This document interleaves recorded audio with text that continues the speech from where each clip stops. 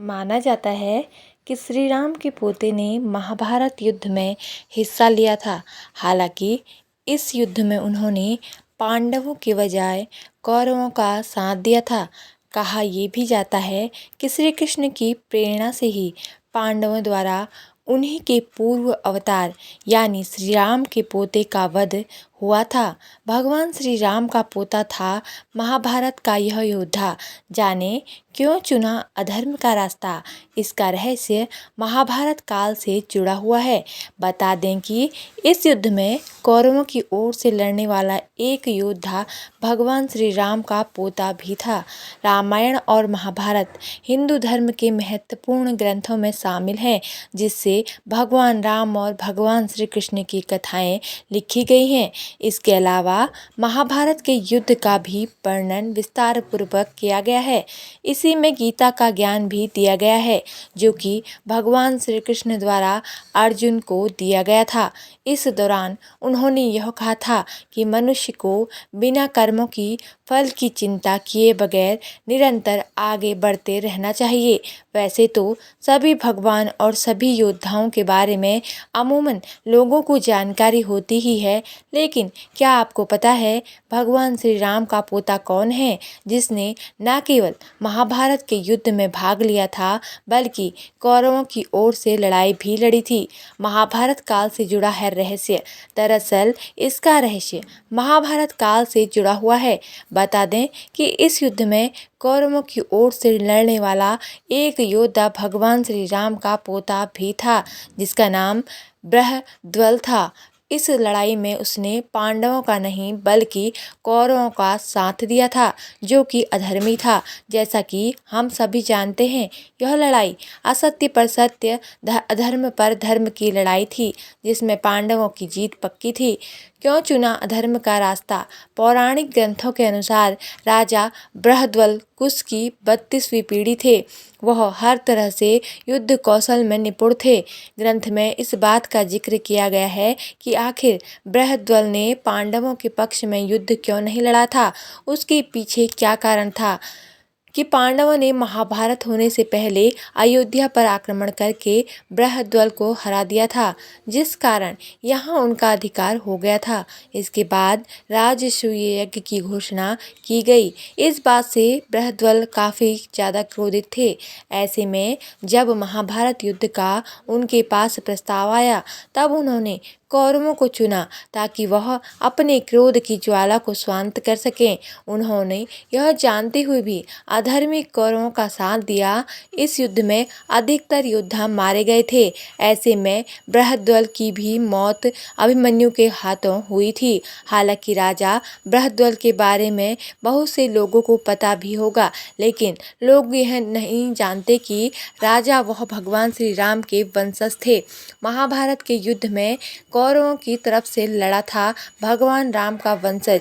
इस घटना के बाद पांडवों से शुरू हुई थी शत्रुता।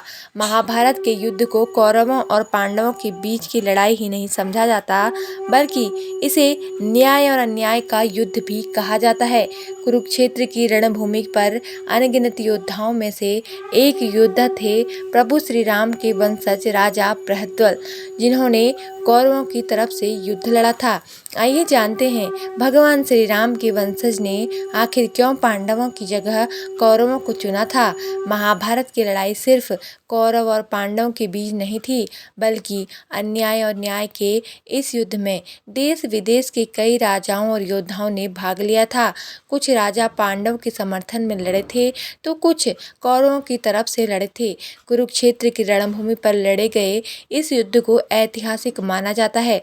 वहीं महाभारत के युद्ध को युग प्रवर्तक भी माना जाता है। महाभारत के युद्ध में श्री कृष्ण ने कौरव या पांडव किसी की तरफ से भी युद्ध नहीं किया था, लेकिन अप्रत्यक्ष रूप से श्री कृष्ण पांडवों के साथ ही थे।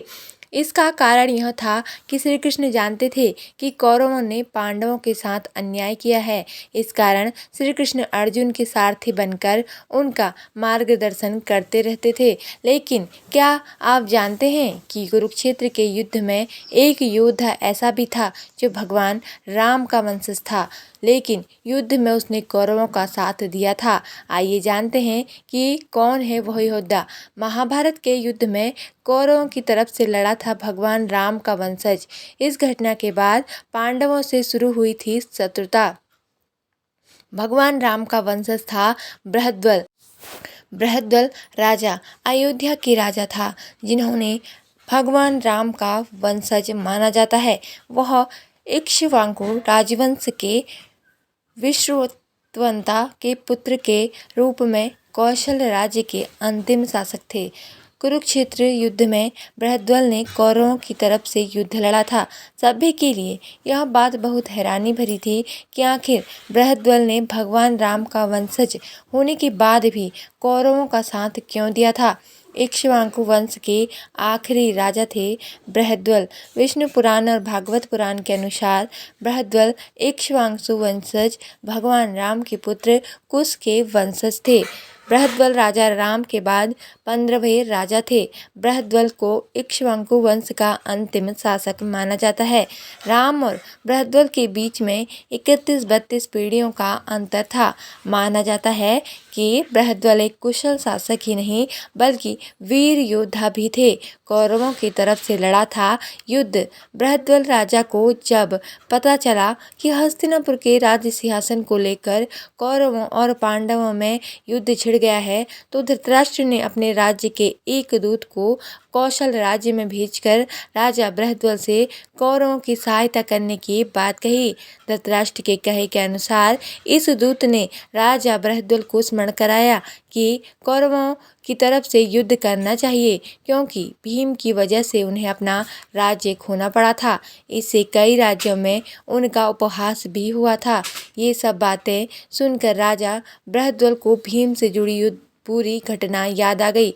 भीम के कारण राजा बृहद्रथ का हुआ था अपमान।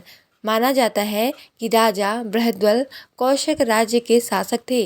कौशल राज्य की राजधानी अयोध्या थी। इसके अलावा भी राजा बृहद्रथ ने आसपास के कई नगरों को जीत लिया था। एक दिन राजसूय यज्ञ के दौरान भीम ने बृहद्रथ को वशीभूत करके राजा बृहद्रथ के शत्रु के साथ मिलकर उन्हें हरा दिया। इस हार से राजा बृहद्रथ का बहुत अपमान हुआ था और कई राजाओं ने छुपे तौर पर उनका मजाक उड़ाया था। अभिमन्यु के हाथों हो गई राजा बृहद्रथ की मौत। इस घटना की वजह से राजा बृहद्रथ ने मन में भीम सहित सभी पांडवों को लेकर एक प्रकार के क्रोध ने जन्म लिया और उन्होंने धृतराष्ट्र के संदेश के बाद कौरवों की तरफ से युद्ध लड़ने का निर्णय लिया। युद्ध के 13वें दिन जब अभिमन्यु चक्रव्यूह में प्रवेश करता है तो अभिमन्यु बृहद्रथ, द्रोण, कृपाचार्य, कर्ण, अश्वत्थामा और कृतवर्मा सहित कई कौरव योद्धाओं के साथ युद्ध लड़ता है। इस युद्ध में अभिमन्यु और राजा बृहद्रथ के बीच युद्ध होता है जिसमें अभिमन्यु के प्राण घातक तीर लगने से राजा बृहद्रथ की मृत्यु हो जाती है। जिस दौर में महाभारत हुआ था उस समय भगवान राम के पुत्र कुश के 32वें वंशज अयोध्या के राजा थे। उनका नाम बृहद्रथ था जो कि अत्यंत शक्तिशाली और धर्मपरायण राजा माने जाते थे। वे महाभारत युद्ध के सर्वशक्तिशाली योद्धाओं में से एक साबित हुए थे और उनका कौरवों की ओर से लड़ना पांडवों के लिए बहुत बड़ी क्षति थी। इसके अतिरिक्त राम की कहानी महाभारत के वन पर्व में शामिल है जो इस बात का प्रमाण है कि रामायण संभवतः अधिक प्राचीन है और प्राचीन काल में इसे महाभारत महाकाव्य में संक्षेपित किया गया था। क्यों चुना अधर्म का रास्ता? पौराणिक ग्रंथों के अनुसार राजा बृहद्रथ कुश की 32वीं पीढ़ी थे। वह हर तरह से युद्ध कौशल में निपुण थे। ग्रंथ में इस बात का जिक्र किया गया है कि आखिर बृहद्रथ ने पांडवों के पक्ष में युद्ध क्यों नहीं लड़ा था, उसके पीछे का कारण क्या था। कि पांडवों ने महाभारत होने से पहले अयोध्या पर आक्रमण करके बृहद्रथ को हरा दिया था, जिस कारण यहाँ उनका अधिकार हो गया था। उसके बाद राजसूय यज्ञ की घोषणा की गई। इस बात से बृहद्रथ काफी क्रोधित थे। ऐसे में जब महाभारत युद्ध का उनके पास प्रस्ताव आया, तब उन्होंने कौरवों को चुना ताकि वह अपने क्रोध की ज्वाला को शांत कर सके। उन्होंने यह जानते हुए भी अधर्मी कौरवों का साथ दिया। इस युद्ध में अधिकतर योद्धा मारे गए थे। ऐसे में बृहद्रथ की भी मौत अभिमन्यु के हाथों हुई थी। हालांकि राजा बृहद्रथ के बारे में बहुत से लोगों को पता भी होगा, लेकिन लोग यह नहीं जानते कि राजा वह भगवान श्री राम के वंशज थे। तो दोस्तों, आपको यह कथा कैसी लगी कमेंट करके ज़रूर बताएं और हमारे चैनल को सब्सक्राइब ज़रूर करें। धन्यवाद। जय माता दी।